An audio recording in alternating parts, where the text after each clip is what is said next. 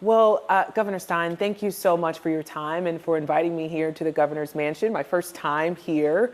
Thanks for the delicious sweet tea. Good tea. Perfect tea, perfect tea. I don't take it lightly that I'm here in a governor's residence, given what we saw in Pennsylvania. Heartbreaking. With Governor Josh Shapiro, Yeah. he and his family having to flee their home after someone set it on fire. Yeah, heartbreaking. What went through your mind when you saw that? Well, outrage. I'm friends with Josh Shapiro. He and I were attorneys general together, and of course now we're governors together, and he's a great guy. And I met Lori, I've met some of their kids, and to know that they had just celebrated this holiday Passover with many of their family members and friends, and to have somebody come and try to light their house on fire and kill them is just terrifying, and it's upsetting, and I'm just so grateful that the man is apprehended and locked up where he cannot harm them anymore. Have you spoken to Governor Shapiro? We've texted, yep, and he's justifiably angry and eager to get on with the business of being governor. What was your message to him? Just how much I was thinking about him, and that it was a terrible thing for him and his family, and I was just so grateful that they were healthy, safe, and well. You mentioned Passover. Right now, authorities aren't giving a specific motivation, but they are saying that he did go to the home with the intention of harming Governor Shapiro. But yeah, they had just hosted a Passover dinner. Yeah. Do you have any fear that you'll be attacked for your faith? I don't. There's unfortunately a lot of mental illness in this country, and so the sad reality is that anybody who's on TV, on social media, wherever, someone can fixate on them. And so just because I have impressions, I'm visible, there's that, but it could happen to anybody. And so I'm not personally worried.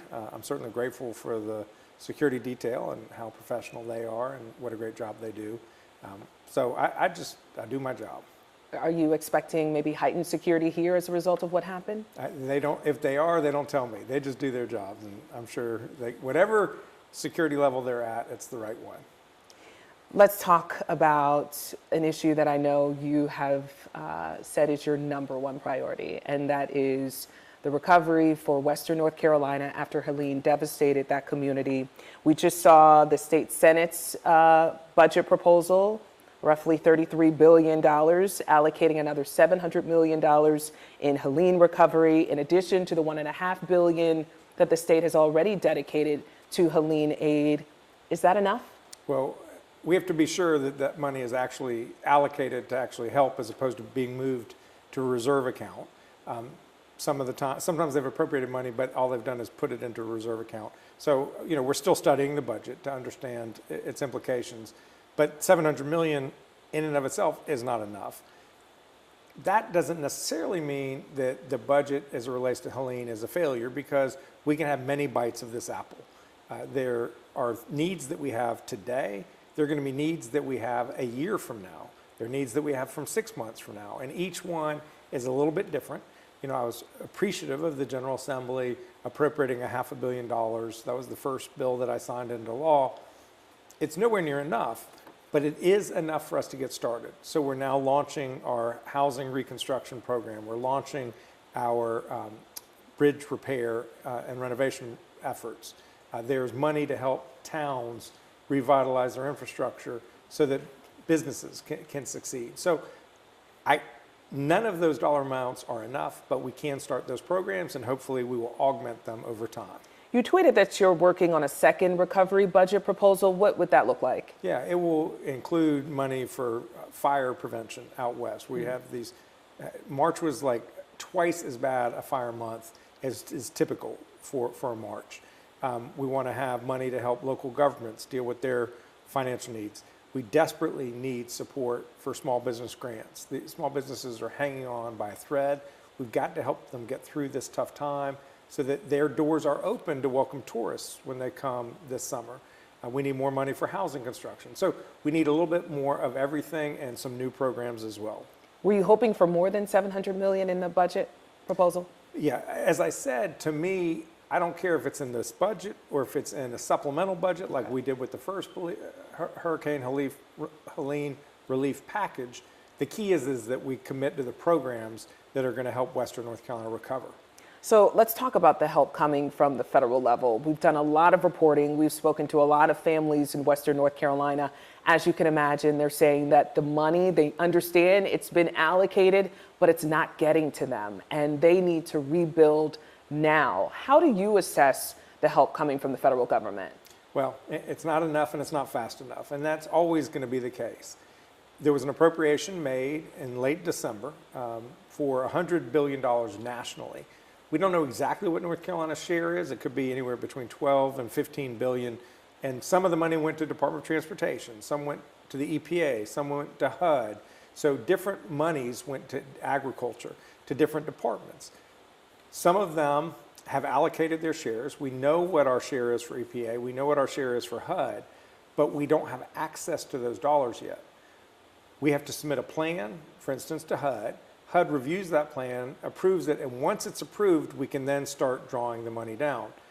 We submitted our action plan faster than any state that was impacted by Helene. In fact, no state has submitted an action plan to HUD after a major hurricane in the last decade faster than we did here in North Carolina. And so my mantra is urgency. It's urgency, it's focus, it's transparency, and accountability. And that's what I'm bringing. Those are the values we bring to every bit of our work. So now the application is sitting with HUD. We're waiting for them to give us their approval. We asked our congressional delegation if they would write a letter to HUD to urge it along.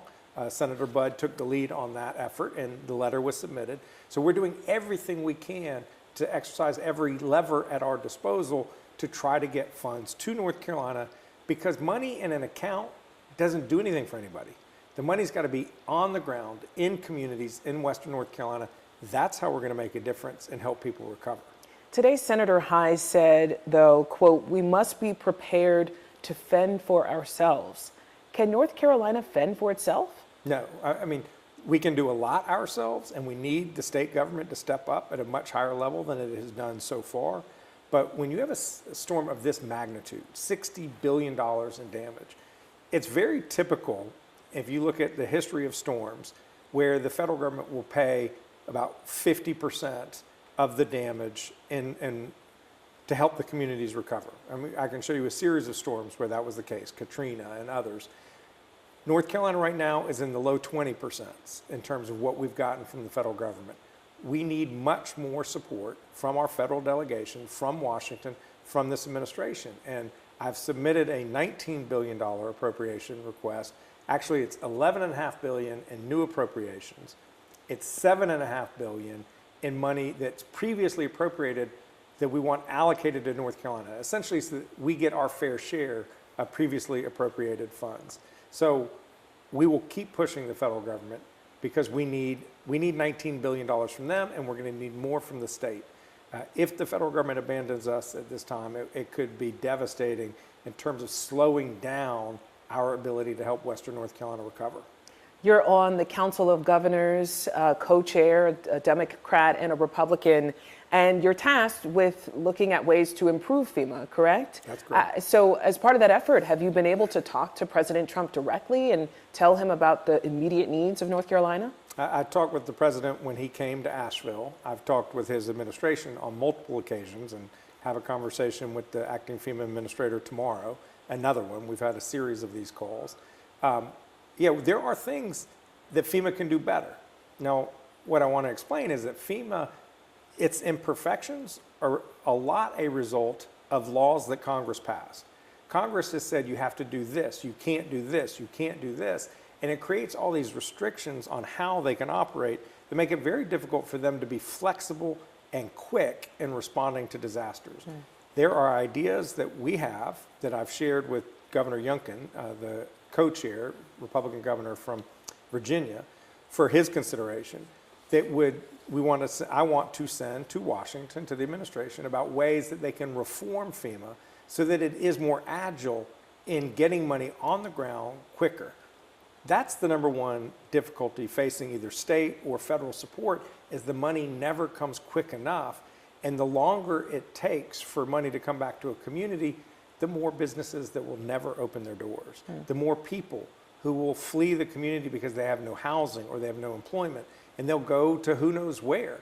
What we don't want is wholesale abandonment of Western North Carolina. We want to get the resources there as quickly as we can. Is this a situation, though, that you're helping to improve things for the next storm? There are families right now in Western North Carolina who are out of their homes, who are staying in Airbnbs that, frankly, they can't stay there much longer. What do you say to people suffering right now? Yeah, the help is not coming quick enough. And I recognize that. We all appreciate that. We are going to start our home reconstruction and repair program this summer. We anticipate, if we get the money approved from HUD, that they will be granting us funds so we can expand that program this summer. We're starting with the state money. We want to expand it with the federal money. And if we do, we would have had home reconstruction happening within a year of a storm, which to you and me sounds terrible. But I don't know of any federally funded housing reconstruction program that has happened within a year of a storm. It's sort of the nature of the beast. And what I'm trying to do is to speed up the beast so we can help people as quickly as possible. I want to talk about tariffs because I've also spoken to people in Western North Carolina who are really concerned about tariffs. I spoke to 2 farmers and a brewery owner who are already seeing higher costs as a result of the tariffs.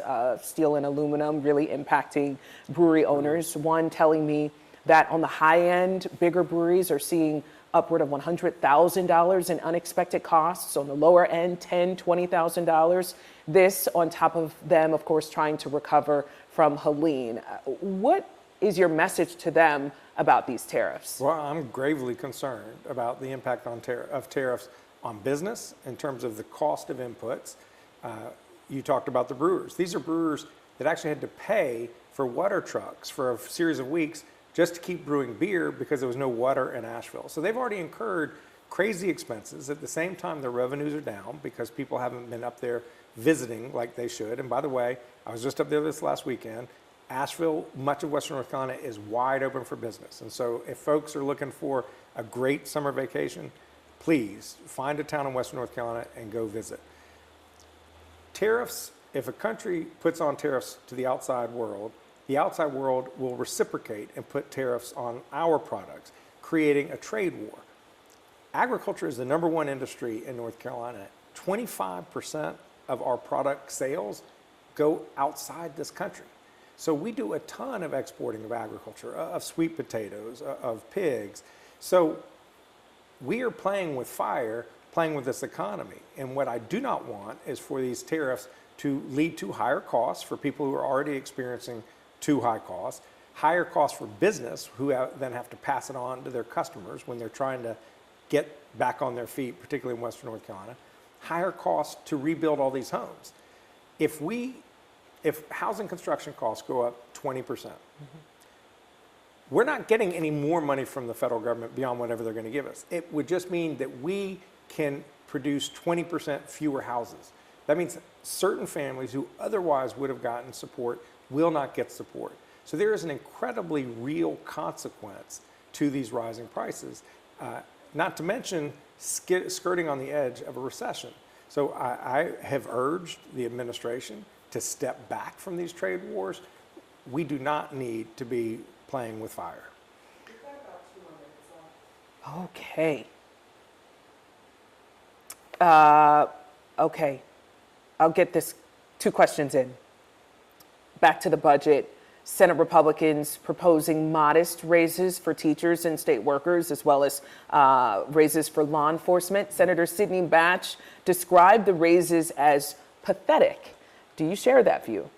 We need to do much better by the people who educate our children and who keep us safe. I called for substantial raises for our educators. North Carolina is the second lowest in the Southeast in what we pay starting teachers, lower than every state that borders us. So it shouldn't be a surprise that a lot of our graduates from college who want to teach end up going to Virginia, going to South Carolina, going to Georgia or Tennessee, not to mention other states around the country. My budget would have us be #1 in teacher pay for starting teachers in the entire Southeast. There's no reason why we can't do that. We have too many vacancies in law enforcement across the state. I want to give a hiring bonus to every person graduating basic law enforcement training or officers coming from other states to move to North Carolina At the same time, I want to give a raise to our state law enforcement that's bigger than what the budget of the Senate has proposed. So my challenge to the Senate is we can do better. And this is the start of the process. It will now go to the House. My hope is that the House substantially improves what we pay teachers and law enforcement, and then we can have a three-part negotiation. I want to get us to a place where there's a budget we can all be excited about. Final question. You don't like to use the word pathetic, right? We've done a lot of reporting, our NC Capitol team, on what Republicans say about you and what appears to be sincere efforts to work across the aisle. They have said that they have been able to reach you and have discussions with you and try to, come to some consensus about how to get aid to Helene and other big issues. Talk about your style of governing. Why are you deciding that it's so important to extend that olive branch to Republicans?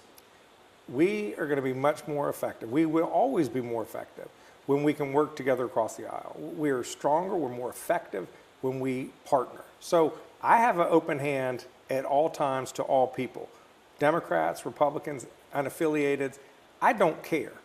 And the issues that truly matter to people, helping Western North Carolina recover, improving our public schools, making sure that our workers have the skills to succeed in this challenging, ever-changing economy, making sure that our neighborhoods are safe. None of these issues are partisan issues. They're not Republican and they're not Democratic. They are core North Carolina issues. So I want to work with the legislature in good faith to address these issues, because when we can get things done, we can help people have better lives, and that's what it's all about. Sometimes people say that, but it sounds like from Republican legislators that you're actually doing it. Do you think you're going to be able to make headway on something like child tax credit? I don't know.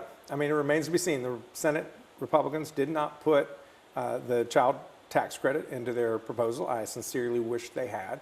So there are going to be issues where we disagree. I think on some issues, I hope I can persuade them. I'm open to their persuading me, and we'll see what we can get done together. If you keep your eye on the North Star of what's going to help people in North Carolina, you can really get things done for people. Governor Stein, thank you so much for your time. Thank you, Lena.